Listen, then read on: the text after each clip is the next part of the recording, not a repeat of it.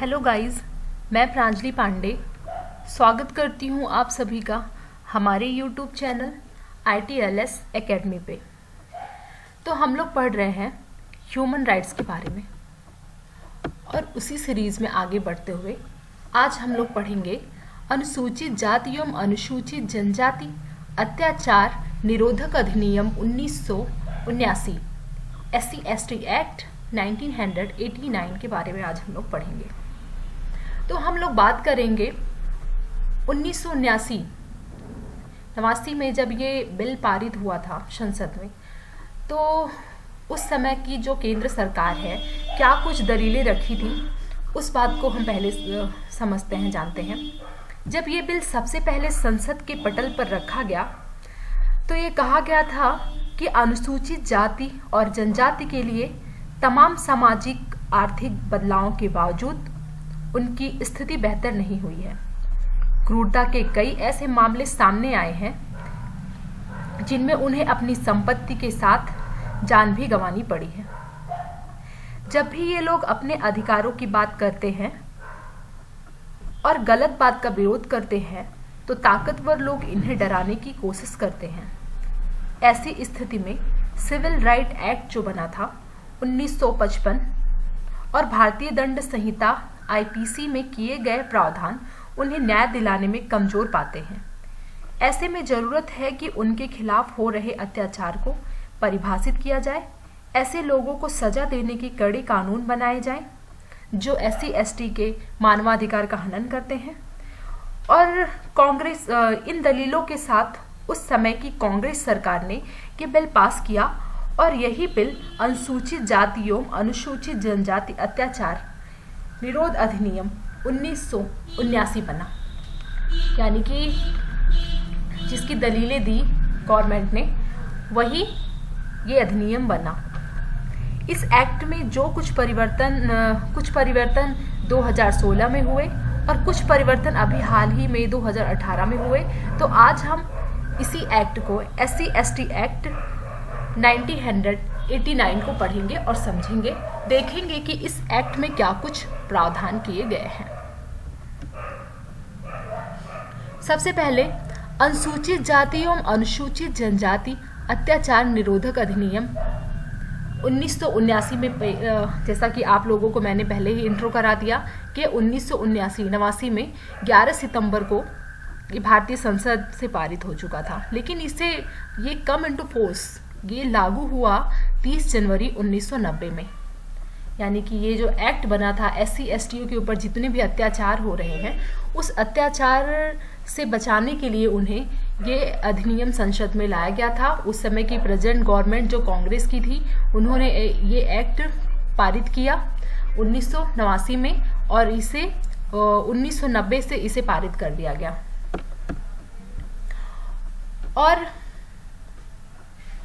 और इसमें व्यवस्था की गई, यह अधिनियम उस प्रत्येक व्यक्ति पर लागू होगा जो अनुसूचित जाति और जनजाति का सदस्य नहीं है। यानी कि इसमें ये जो एक्ट बना था इसमें ऐसे प्रोविज़न किए गए कि जो व्यक्ति अनुसूचित जाति और अनुसूचित जनजाति से बिलोंग नहीं करता है लेकिन ST/ST व्यक्तियों के मानवाधिकार का हनन करता है या फिर उनके साथ कुछ भी अन्याय करता है तो उनके लिए क्या दंड का प्रावधान हो और कैसे कैसे अपराध करने पे क्या क्या दंड दिए जाएंगे, इसका प्रावधान इसमें किया गया है। तो ये जो एक्ट है ये उन्हीं व्यक्तियों के ऊपर लागू होगा, ये जो दंड है उन व्यक्तियों के ऊपर लागू होगा जो अनुसूचित जाति और अनुसूचित जनजाति के सदस्य नहीं है। ये जो एक्ट आया था इसमें 5 अध्याय थे और 23 धाराएं थी। ये कानून क्या करता है? ये कानून जो भी SC/ST कास्ट के जो व्यक्ति हैं, सदस्य हैं, उनके खिलाफ अगर किसी ब्राह्मण वर्ग के लोग ने या फिर किसी अन्य व्यक्ति ने उनके खिलाफ कोई भी अपराध किया है तो इसके विरुद्ध उनके ऊपर मुकदमा चलाया जाएगा। जो कि SC/ST से बिलोंग नहीं करते जो व्यक्ति और SC/ST व्यक्तियों के साथ अन्याय का कार्य किया है, अपराध किया है, तो उनके खिलाफ उसमें मुकदमा चलेगा। और जो व्यक्ति इससे पीड़ित हुआ है, यानी कि जो SC/ST व्यक्ति पीड़ित हुआ है उसको क्या किया जाएगा, उसको फिर से हैबिटेट करने के लिए उसको फिर से बसाने के लिए उसके लिए घर की व्यवस्था की जाएगी या फिर उसे कुछ जुर्माना दिया जाएगा। तो इस एक्ट को हम सामान्य बोलचाल में कह सकते हैं प्रिवेंशन ऑफ एट्रोसिटीज़ या अनुसूचित जाति जनजाति अधिनियम अत्याचार निवारण SC/ST एक्ट कह सकते हैं। इसको हम कहेंगे SC/ST एक्ट बोले थे इसको। और इस कानून की 3 विशेषताएं हैं। तो पहली विशेषता है कि जो SC/ST व्यक्ति के खिलाफ जो अपराध किया गया है, जिसने अपराध किया है उसको पहली बात तो उस व्यक्ति को दंड मिलेगा या फिर उसको दंडित किया जाएगा। और दूसरा क्या है, जो पीड़ित व्यक्ति है यानी कि जो SC/ST से बिलोंग करता है उस व्यक्ति को विशेष सुरक्षा प्रदान की जाएगी। और तीसरी सबसे बड़ी विशेषता है कि ये ऐसी अदालतों को स्थापित करेंगे जिसमें इनके मामले को, जो SC/ST व्यक्ति के खिलाफ जो अपराध हुआ है, इनके मामले को तेजी से निपटाया जाएगा। ऐसे न्यायालय की व्यवस्था करने का भी प्रावधान इस एक्ट में किया गया है।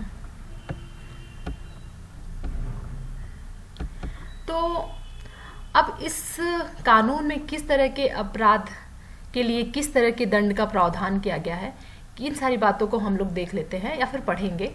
तो मैं आज आप लोगों को बताऊंगी कि इसमें किस तरह के अपराध के लिए किस तरह के दंड की प्रावधान की गई है या फिर किन किन चीज़ों को अपराध की श्रेणी में रखा गया है।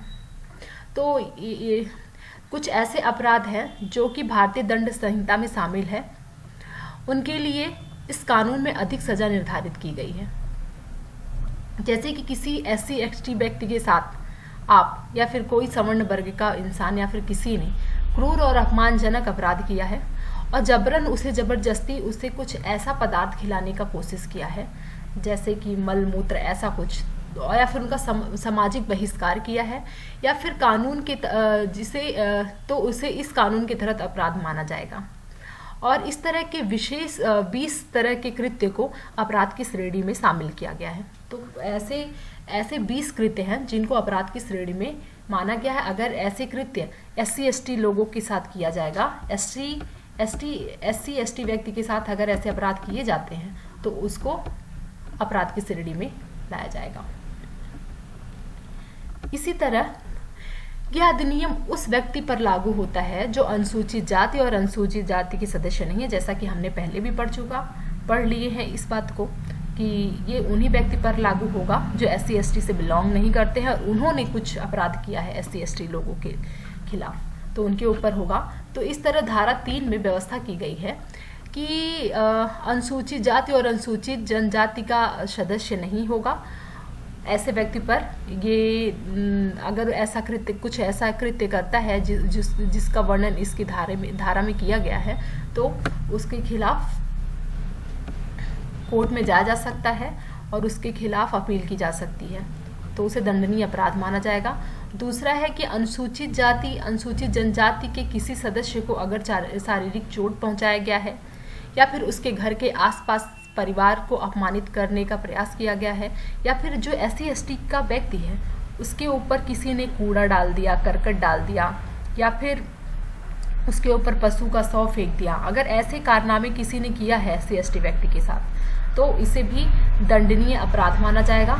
तो इसे भी दंड में शामिल किया जाएगा, इसे भी अपराध में शामिल किया जाएगा। और अगर किसी SC/ST व्यक्ति के साथ किसी ने उसका बलपूर्वक कपड़ा उतार दिया SC/ST व्यक्ति का और उसे नंगा करके उसके चेहरे पे पेंट पोत कर उसे सामाजिक रूप से घुमा रहा है, जैसे कि कभी कभी गांव में आप लोग देखते होंगे कि गांव में ऐसे कारनामे अक्सर होते हैं कि जो दलित वर्ग के इंसान होते हैं या फिर जो ये SC/ST कास्ट के लोग होते हैं उनका सामाजिक बहिष्कार किया जाता है। तो उनके ऊपर क्या करते, कभी कभी पेंट लगा देते हैं, पेंट लगा के पूरे फेस पे पूरे गांव में उन्हें घुमाते हैं, उनका सामाजिक बहिष्कार इसी तरह करते हैं। तो अगर ऐसा कहीं भी कृत्य किया जा रहा है तो इसे भी अपराध की श्रेणी में रखा जाएगा। तो इन सारे प्रावधान को इस एक्ट में बताया गया है कि कितने कृत्य हैं। तो आगे हम उन कृत्यों के बारे में पढ़ेंगे, उन सारे एक्ट को हम पढ़ेंगे जो अगर SC/ST के खिलाफ किए जा रहे हैं तो उसे अपराध की श्रेणी में रखा जाएगा। तो हम एक एक करके अब उन कृत्यों को पढ़ेंगे, उन एक्ट को पढ़ेंगे। जिन्हें अपराध की श्रेणी में रखा गया है। अगर कोई सवर्ण वर्ग का व्यक्ति या फिर कोई भी व्यक्ति जो SC ST से बिलोंग नहीं करता है, अगर उनके साथ ऐसे कार्य करता है तो उसे अपराध की श्रेणी में रखा जाएगा। तो अगर जैसे कि कोई SC ST व्यक्ति का खेत है या फिर ज़मीन है, उसकी भूमि है, उस पर कोई सवर्ण वर्ग का व्यक्ति आता है, उसने जो भी फसल लगाया है अपनी ज़मीन पे, इस भूमि पे उसने जो भी फसल लगाया है उससे वो काट के ले जाता है, वो काट के लेके चला जाता है, तो इसे भी अपराध माना जाएगा, इसे भी अपराध की श्रेणी में रखा जाएगा। या फिर SC ST व्यक्ति का कोई खेत है और उसको कोई सवर्ण वर्ग का व्यक्ति आता है, उसे जोत लेता है या फिर उसके भूमि पे कब्जा कर लेता है, तो इसे अपराध की श्रेणी में माना जाएगा। या फिर कोई SC ST व्यक्ति के भूमि पर गैर कानूनी तरीके से कब्जा कर लेता है, तो इसे भी, या फिर उसकी किसी भी संपत्ति पर वो के उपभोग में अगर हस्तक्षेप करता है तो इसे भी अपराध की श्रेणी में रखा जाएगा। इसी तरह अगर SC ST का व्यक्ति है और कोई व्यक्ति उसे भीख मांगने के लिए मजबूर कर रहा है, उसे बंधुआ मजदूर बनाने का प्रयास कर रहा है या फिर विवश कर रहा है, तो ये भी अपराध है SC ST के खिलाफ। अगर किसी SC ST के सदस्य को वोट नहीं देने दिया जा रहा है तो क्या होता है, ये भी अपराध की श्रेणी में आएगा। यानी कि SC ST व्यक्ति को आप वोट देने से मना नहीं कर सकते, या फिर उनके जो भी उनकी संपत्ति है उस पर आप जबरदस्ती कब्जा, मतलब कोई भी सवर्ण वर्ग का व्यक्ति या फिर कोई अन्य व्यक्ति जो SC ST से बिलोंग नहीं करता, वो उस पर जबरदस्ती कब्जा भी नहीं कर सकता है। और या फिर किसी SC ST व्यक्ति के विरुद्ध आप झूठा और उसे परेशान करने की नीयत से उसके ऊपर आप किसी भी तरह का कोई भी कानूनी आरोप नहीं लगा सकते और ना ही उसे फंसा सकते हैं। अगर आप ऐसा कर रहे हैं उसे परेशान करने के लिए, तो ये भी अपराध की श्रेणी में आएगा। यानी कि आप सब लोग ऐसा करने से पहले बचिएगा और ऐसा मत करिएगा कभी भी, ये सब मानवाधिकार का उल्लंघन होता है। तो इसी तरह मैं आप लोगों को और बताना चाहूँगी कि अगर कोई सिविल सर्वेंट है, जैसे कि आप जैसे लोग पढ़ के कभी आप अगर एक सिविल सर्वेंट बनते हैं, अगर कोई SC ST का व्यक्ति आपके सामने आता है कोई भी FIR लेके या फिर कुछ भी अपनी समस्या लेके, तो आप उसे इग्नोर नहीं कर सकते या फिर अपनी शक्ति का गलत यूज उसके ऊपर नहीं करेंगे। ये है, अगर ऐसा करते हैं तो ये भी अपराध के उसमें आएगा, श्रेणी में आएगा। SC ST व्यक्ति जो है तो उसे जनता के सामने जानबूझकर आप उसे अपमानित नहीं करेंगे और ना ही जलील करेंगे। या फिर SC ST व्यक्ति की कोई महिला है तो उस महिला का अगर कोई अनादर करता है या फिर अपमानित करने के नियत से बल का प्रयोग करता है, तो ये भी एक तरह के अपराध की श्रेणी में आएगा। तो इस तरह हमने देखा कि इस SC ST एक्ट में जो 1989 का जो ये SC ST एक्ट बना था, तो इसमें किन किन कृत्यों को अपराध की श्रेणी में रखा गया है। तो हमने देखा कि कोई भी व्यक्ति जो SC ST से बिलोंग नहीं करता है, वो SC ST का जो व्यक्ति है जबरदस्ती उसके भूमि पर कब्जा नहीं कर सकता, उसका अपमान नहीं कर सकता है, या फिर उसे बंधुआ मजदूरी के लिए प्रेरित नहीं कर सकता, या फिर उसको कोई भी ऐसा पदार्थ खाने के लिए विवश नहीं कर सकता, मलमूत्र जैसा, और उसे परेशान करने के लिए कोई भी कानूनी आरोप नहीं लगा सकता है। या फिर जो सिविल सर्वेंट हैं वो अपने शक्ति का गलत प्रयोग उनके ऊपर नहीं करेंगे, महिलाओं का अनादर नहीं किया जाएगा, उन्हें अपमानित नहीं किया जाएगा। अगर ऐसा कहीं भी होता है तो ये अपराध की श्रेणी में आएंगे। किन किन चीज़ों को अपराध की श्रेणी में रखा गया है हमने ये पढ़ा। और पहले हमने अपने स्लाइड में पढ़ा कि SC ST एक्ट लाया क्यों गया था। तो जो ये SC ST एक्ट था वो स्पेशल SC ST व्यक्तियों के मानवाधिकार को सुरक्षित करने के लिए आया था, उनके खिलाफ हो रहे अत्याचारों को कम करने के लिए या फिर समाप्त करने के लिए। ये राजीव गांधी की गवर्नमेंट के टाइम पीरियड में आया था, कांग्रेस के सरकार के टाइम पीरियड में इस बिल को पारित किया गया था।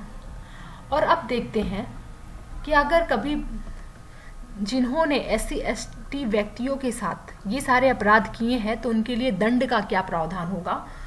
हम लोग इसमें उससे संबंधित दंड का भी प्रावधान किया गया है, तो हम उसे भी पढ़ेंगे कि क्या कुछ दंड का प्रावधान किया गया है। ऊपर पिछले स्लाइड में हमने जितने भी अपराध के बारे में पढ़ा, अगर इस तरह का अपराध कोई भी व्यक्ति SC ST व्यक्ति के साथ करता है तो ऐसे कंडीशन में क्या होगा कि उन व्यक्तियों को 6 माह से 5 साल तक की सज़ा सुनाई जाएगी और फिर कुछ फाइन भी लगेंगे, जुर्माने, और या फिर उन्हें अगर क्रूरतापूर्वक हत्या का अपराध है किया है तो उसे मृत्युदंड भी दिया जाएगा। अगर किसी ने SC/ST व्यक्ति का क्रूरतापूर्वक हत्या किया है तो उसके लिए उन्हें फांसी की सज़ा हो सकती है, मृत्युदंड दिया जा सकता है। और इसी तरह जो धारा 3 है SC/ST एक्ट का, धारा 3 के 2 में वर्णित है कि जो SC/ST का व्यक्ति है, हाँ, तो मतलब ये धारा 3 के 2 में कहा गया है कि ये सारा जो दंड का प्रावधान है वो उन व्यक्तियों के लिए किया जाएगा जो SC/ST से बिलोंग नहीं करते हैं। यानी कि जो SC/ST से बिलोंग नहीं करते हैं और ऐसा कुछ अपराध किया है उन्होंने SC/ST व्यक्तियों के साथ, तो ये प्रावधान उनके ऊपर, तो ये दंड का जो प्रावधान है उनके ऊपर लागू होगा। इसी तरह जो SC/ST का व्यक्ति है उसके खिलाफ कोई झूठा गवाही नहीं दे सकता है या फिर उसे कोई ऐसे अपराध में नहीं फंसा सकता जो मतलब गलत तरह से उसे कोई अपराध में नहीं फंसा सकता है। और इसी तरह जो SC/ST के व्यक्ति में अगर किसी ने झूठा गवाही दिया है, कि खिलाफ झूठा गवाही दिया है, तो उसे फांसी की सज़ा हो सकती है और जिसने झूठी गवाही दी है उसके लिए मृत्युदंड का भी प्रावधान है। यानी कि जो SC/ST व्यक्ति के खिलाफ अगर किसी ने झूठा गवाही दिया है तो उसके लिए मृत्युदंड, फांसी की सज़ा जैसा प्रावधान किया गया है। यानी कि आप अगर चाहें कि किसी SC/ST व्यक्ति के साथ हम झूठा गवाही दे दें उसके खिलाफ, उसके अगेंस्ट, उसे किसी भी अपराध में फंसा दें, तो ऐसा आप नहीं कर सकते। अगर आप ऐसा करते हैं तो आपको फांसी की सज़ा हो जाएगी या फिर और कोई भी मृत्युदंड दिया जा सकता है आपको। और अगर आप आग से या फिर किसी भी विस्फोटक पदार्थ से जो SC/ST व्यक्ति है उसके मकान को अगर आप नष्ट कर देते हैं तो क्या होगा? तो भी क्या होगा, आपको इसमें भी आजीवन कारावास या फिर जुर्माना दिया जाए, जुर्माना भरना पड़ेगा। ये सारे दंड के प्रोविज़न इसमें दिए गए हैं। और है कि अगर कोई सिविल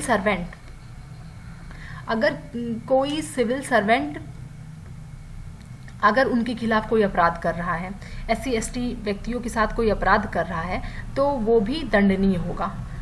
और क्या किया जाएगा, उनके लिए 1 साल से तथा 1 साल से अधिक के लिए उन्हें दंड दिया जाएगा। और जो धारा 4 है इस अधिनियम में, इस एक्ट में जो धारा 4 है वो ये इन कर्मचारियों और अधिकारियों के लिए वो इन अधिकारियों और कर्मचारियों के लिए ये प्रोविज़न किया गया है जो कि SC/ST से बिलोंग नहीं करते हैं, और अगर वो SC/ST व्यक्तियों के खिलाफ कोई अपराध करते हैं तो वो दंडनीय माना जाएगा। ऐसे में क्या होगा कि उन जो सिविल सर्वेंट हैं उनके लिए क्या प्रावधान किया गया है कि उन्हें 6 महीने से 1 साल तक की सज़ा हो सकती है। अगर मान लीजिए आप एक सिविल सर्वेंट हैं और आपने SC/ST व्यक्तियों के साथ कुछ गलत कार्य किया है या फिर अपराध वाला कृत्य किया है, तो आपको उसमें 6 महीने से लेकर के 1 साल तक की सज़ा का प्रावधान आपके ऊपर है। और ये चीज़ उन्हीं सिविल सर्वेंट के ऊपर लागू होगा जो कि SC/ST से बिलोंग नहीं करते हैं, उन्हीं के लिए है ये। यानी कि इसका जो धारा, इस एक्ट का जो धारा 3(2) है वो साफ साफ ये बात कहता है कि ये सारे दंड का प्रावधान उन व्यक्तियों के लिए किया गया है जो SC/ST से बिलोंग नहीं करते हैं। तो उसी तरह हम लोग अब देखेंगे कि इस एक्ट का जो SC/ST एक्ट था, इसका धारा 14 आर्टिकल 14 क्या कहता है। इसके आर्टिकल 14 में एक विशेष न्यायालय की व्यवस्था का प्रावधान किया गया है। यानी कि जो ये SC/ST कास्ट के जो व्यक्ति हैं, इनके खिलाफ जो भी अपराध हो रहे हैं, जैसा कि हमने पढ़ा अपने पिछले स्लाइड में कि इनके खिलाफ अगर कोई भी सवर्ण व्यक्ति या फिर जो SC/ST से बिलोंग नहीं करता है अगर आपराधिक कृत्य करता है तो उसके लिए सज़ा की प्रावधान है। और सज़ा की प्रावधान है, बल्कि उन अपराधों को भी इसमें अच्छे से वर्णित किया गया है कि कौन कौन से कार्य अपराध किस श्रेणी में आएंगे। तो इसीलिए इन्हीं SC/ST व्यक्तियों के लिए एक विशेष तरह के न्यायालय की व्यवस्था का वर्णन इस एक्ट में किया गया है। तो धारा 14 एक विशेष न्यायालय की व्यवस्था करता है। तो ये जो एक्ट है इस एक्ट के तहत एक विशेष न्यायालय बनाया जाएगा और जिसमें जो SC/ST के खिलाफ जो भी केसेस रहेंगे उनको बहुत जल्दी उनकी सुनवाई की जाएगी। इसी के लिए इस तरह के न्यायालय की व्यवस्था की जाएगी। इसका वर्णन आर्टिकल 14 में किया गया है। तो इसी तरह आर्टिकल 15 में इसके जो ये एक्ट आया था 1989 का, तो इसमें आर्टिकल 15 में कहा गया है कि इस एक्ट के तहत जो विशेष न्यायालय में जो मुकदमे चल रहे होंगे उसके लिए या फिर मुकदमे की सुनवाई के लिए इसमें सरकारी वकील नियुक्त किए जाएंगे कि जल्दी से जो ट्रायल्स चल रहे हैं, जो केसेस चल रहे हैं, उसकी जल्दी जल्दी सुनवाई हो।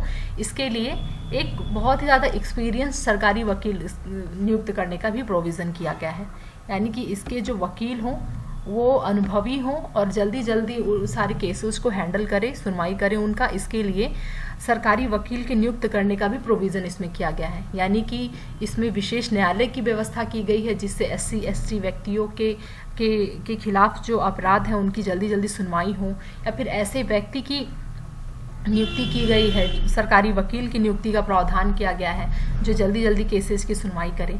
इसी तरह जो इस एक्ट का धारा 17 है, आर्टिकल 17 है, ये क्या करता है कि इससे संबंधित SC/ST व्यक्तियों के संबंधित जांच पड़ताल के लिए एक DSP स्तर के अधिकारी की नियुक्ति करने का प्रावधान करता है कि मतलब अगर ऐसे कोई केसेज हो गए, SC/ST व्यक्तियों का उनके खिलाफ किसी ने अत्याचार किया या फिर कुछ ऐसे आपराधिक कार्य किए, तो उसके लिए कैसे पुलिसकर्मी उसका जांच करेंगे। तो उसके लिए क्या किया है कि एक DSP स्तर के अधिकारी की इसकी जांच करने के लिए नियुक्ति करेंगे, यानी कि एक DSP स्तर का अधिकारी इनका जांच कर सकेगा।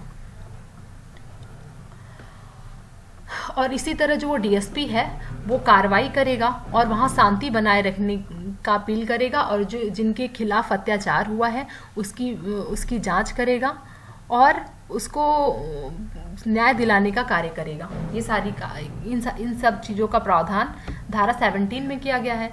और इसी तरह जो इस एक्ट का धारा 18 है उसमें व्यवस्था किया गया है कि जिसने भी इस अधिनियम के तहत जो भी अपराध घोषित किए गए हैं, अगर ये आपराधिक कार्य करने वाला जो व्यक्ति है उसे जमानत नहीं मिल पाएगी।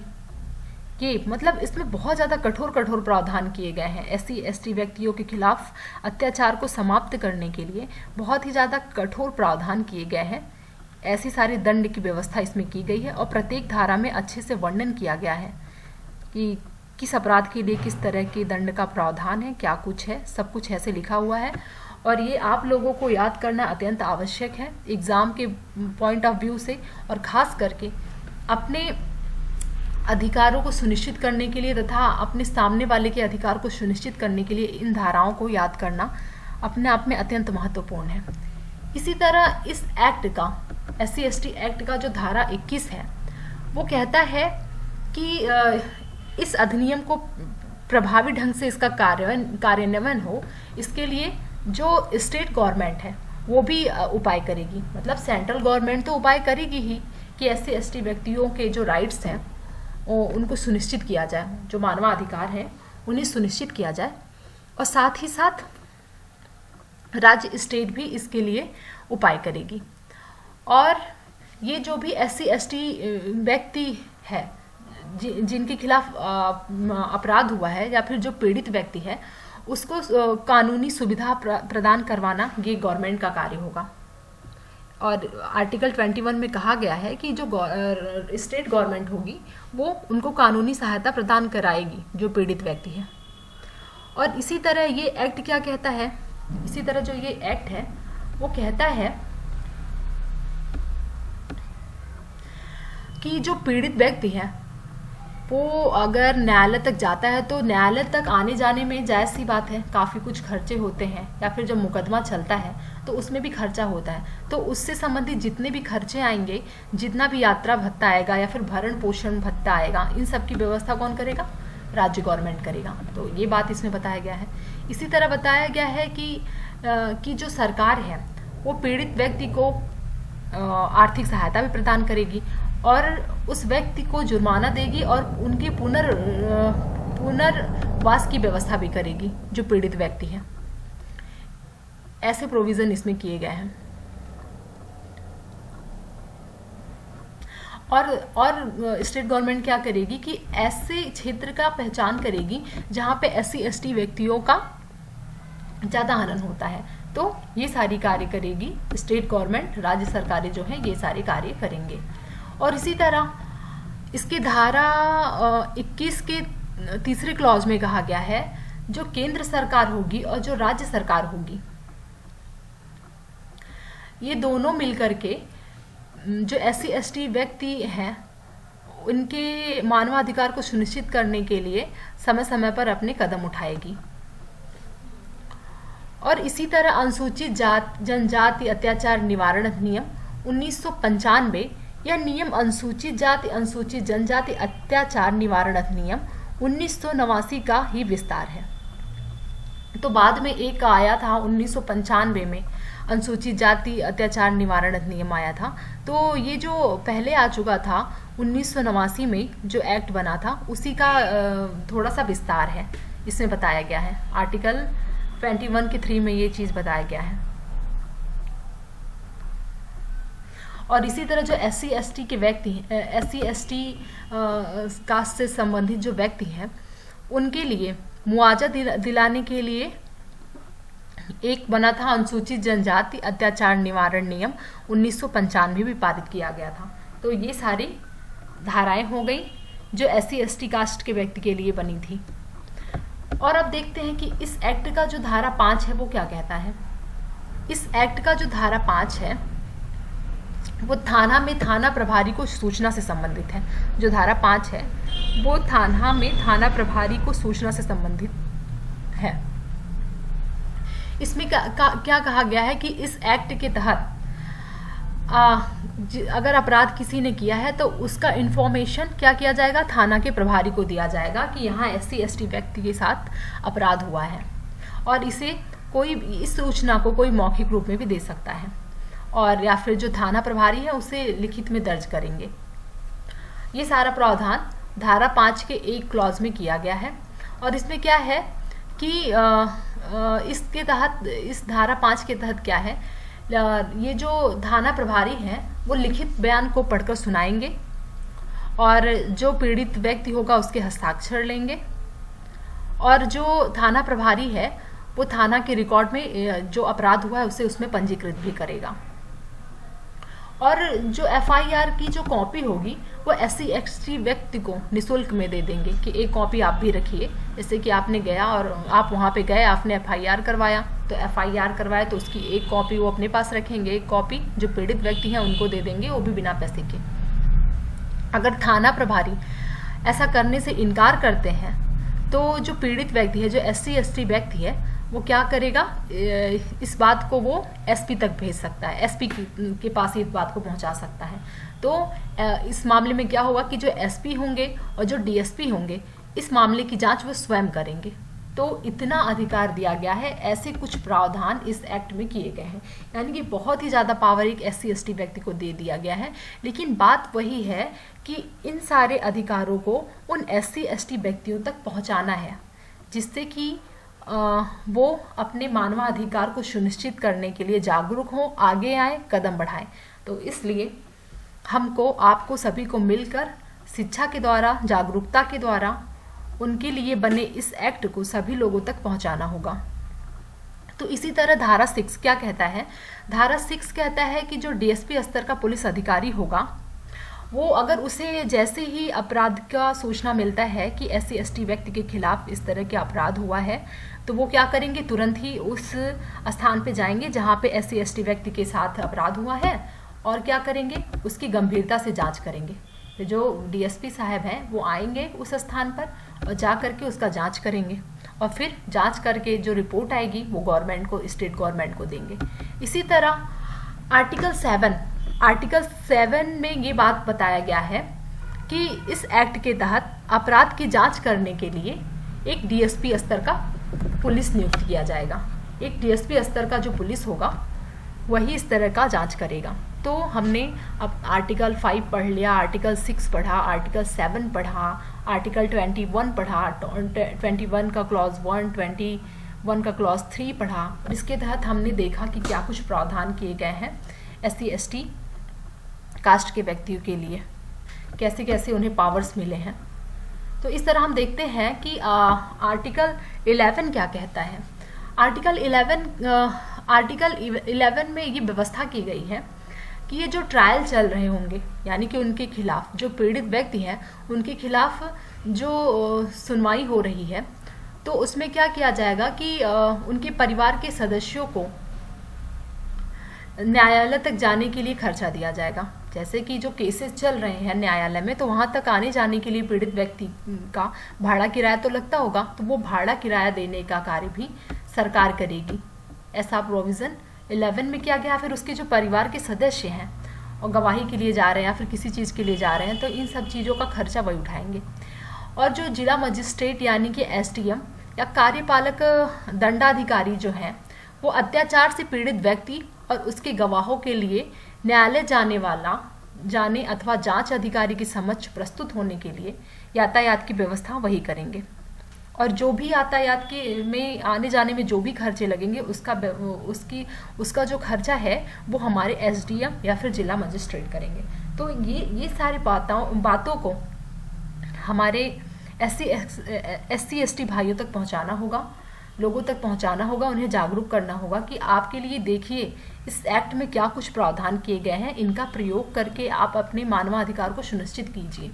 और इसी तरह धारा 12 में, धारा 12(1) क्लॉज में बताया गया है कि जो जिला मजिस्ट्रेट होगा या फिर जो SP होगा, वो क्या करेगा, जिस स्थान पे अत्याचार की घटना हुई है वहाँ पर वो जाएगा, उसका दौरा करेगा और पूरा ब्यौरा तैयार करेगा। और जो SP है वो पीड़ित व्यक्तियों के लिए मुआवजा प्रदान करवाने का कार्य वो करेगा और उन्हें सुरक्षा की गारंटी देगा। तो ये सारे कार्य ये SP करेंगे। और इसी तरह जो DM और SDM होंगे वो पीड़ित व्यक्ति या उसके परिवार के लिए तत्काल राहत राशि उपलब्ध कराएंगे और उन्हें मनोवांछित सुविधा प्रदान करवाएंगे। जो भी जरूरत होगी उस SC/ST व्यक्ति को वो तुरंत पहुंचाएंगे। यानी कि अगर आपका गांव स्तर पे या फिर जिले स्तर पे आपका शोषण हो रहा है जहां आप रह रहे हैं, तो तुरंत आप अपने उसके लिए पहली बात तो ये इस धारा में ये कहा गया है कि SP और तो वहाँ तुरंत जाएंगे, उसका जांच करेंगे, ब्यौरा तैयार करेंगे। अगर ऐसा नहीं होता है तो एक SC/ST व्यक्ति जो जागरूक है, जिनको इन एक्ट के बारे में पता है, उसे खुद ही वहाँ जाना चाहिए और अपने लिए DM और SDM से कुछ सुविधा की मांग करनी चाहिए। तो इसलिए भी हमें इस एक्ट को जानना चाहिए। तो आज हमने अपने इस लेक्चर में SC/ST एक्ट 1989 के बारे में पढ़ा, जाना कि इसमें क्या कुछ प्रावधान है, इसमें किस तरह की धाराओं का वर्णन किया गया है और प्रत्येक धारा में क्या कुछ प्रोविज़न है, इन सब के बारे में हमने पढ़ा। और हमने देखा किस तरह की दंड की व्यवस्था की गई है, कैसे कृत्यों को अपराध की श्रेणी में रखा गया है उसको हमने देखा, और प्रत्येक धारा में क्या कुछ व्यवस्था किया गया है, किस तरह के न्यायालय की व्यवस्था की गई है, किस तरह के अधिकारी की व्यवस्था की गई है जांच करने के लिए, इसका कौन सा धारा क्या कहता है, सब कुछ हमने अपने इस लेक्चर में पढ़ा है। तो और इस लेक्चर को आप ज़्यादा से ज़्यादा लोगों तक पहुँचाएँ और जागरूक करें लोगों को। Thank you for listening.